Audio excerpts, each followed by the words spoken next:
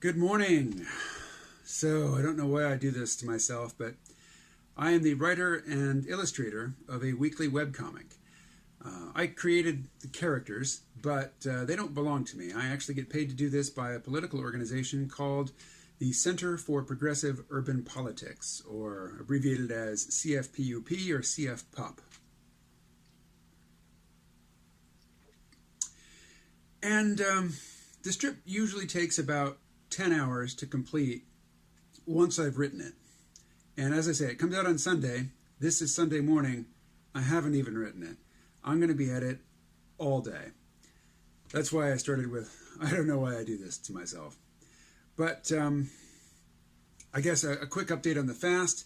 This morning I weighed in at 3.4, so up 1.2 pounds from the end of my long fast, which is to be expected. I won't say much more about that. About the comic strip, if you haven't seen it or read it, here's the quick and dirty of it. It's about aliens. They live in an underground base in Antarctica. They do all the silly things that aliens are supposed to do, which is to say they fly out of their base in flying saucers, they go and they abduct people, and they bring them back for anal probes and other types of examinations, and then they take them back. So the characters, the entities, we'll say, that do the spaceship flying and the kidnapping and usually the anal probing, they are the Greys. But the Greys are really like automatons. They are creatures created by the biological hub of this base, an entity called Mama Shug.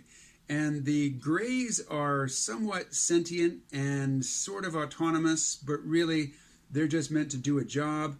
And they don't last very long. They last about 3 months, and then they have to be recycled and new ones are created. And in that last month, they get kind of quirky. But the Greys, they don't talk. You really can't tell one from another. And they're not the main characters of the story. The main characters are sort of the support staff at the base.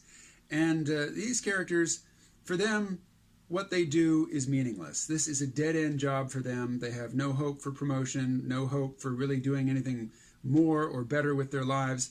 And they think that the whole kidnapping of humans and giving them anal probes and whatnot is absolutely ridiculous given the ecological crisis on Earth. They think that something really should be done.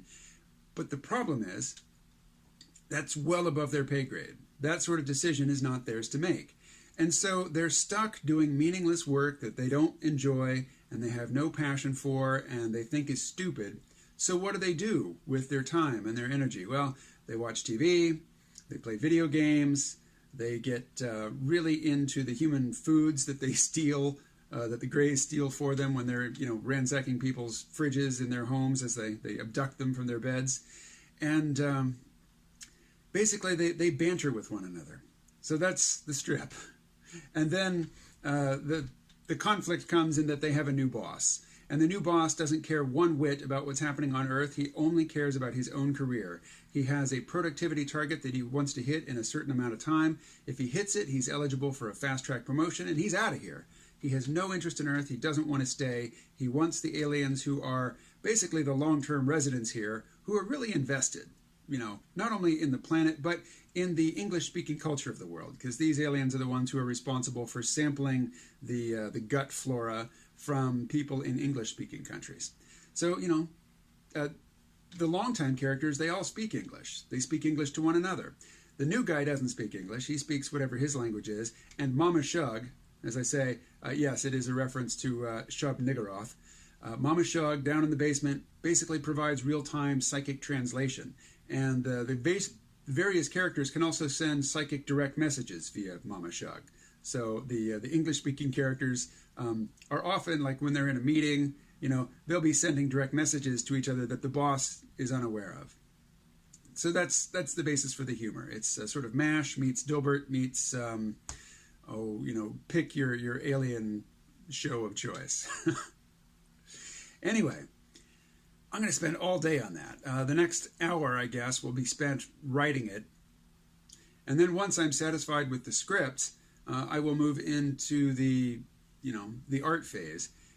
That's going to take all day, and I'm going to stream it all on Twitch. So another of my New Year's resolutions is to stream on Twitch 2 hours Monday through Friday at a regular time so that I get that 10 hours worth of art in over the course of the week, and I can save the weekends for podcasts or, God forbid, take a day off. So anyway, if you want to check in from time to time and see how the comic is going on Twitch, I warn you, it'll spoil it. The dialogue, I write a script, but then as I spend 10 hours basically staring at it and drawing the characters and placing things and, deciding the panel layout and all, I read out the dialogue again and again and again in the voices of the characters to see if I can find a better flow or a better joke or a way to tighten the dialogue but still have it be in the dialect of the character.